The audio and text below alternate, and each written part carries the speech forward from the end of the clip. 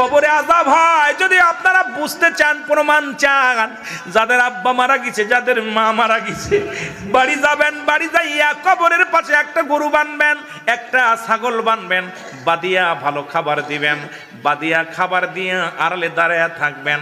দেখবেন ওই পশুটা ছুটাছুটি করবে, ওই পশুটা চোখ দিয়ে পানি দর দর করে ছেড়ে দিবে, ওই পশুটা দড়ি ছিঁড়াছিঁড়ি করবে। আপনার বাবার কবরে আযাব হচ্ছে। একমাত্র দানব এবং মানবকে আল্লাহ বুঝতে দেয় নাই।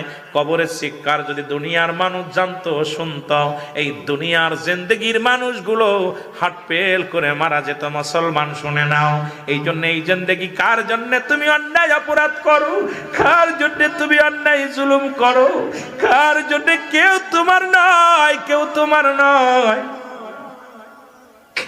আমার ভাইরা, আমার বন্ধুরা, আমার আমি আপনাদের কাছে করজোড়ে একটা দাবি করে যাই, এই দুনিয়ার সম্পদ খাবে লোকে, তোমার বডি খাবে পোকে। আমি পিরাইটা ওয়াজের মধ্যে বলি, সম্পদ রেখে গেলাম, এটা খাবে ছেলে মেয়ে, এটা খাবে প্রতিবেশী, এটা খাবে রাষ্ট্র, কিন্তু আপনি আমল যদি না করে যান, আপনার দেহটা খাবে পোকে। এই দুনিয়া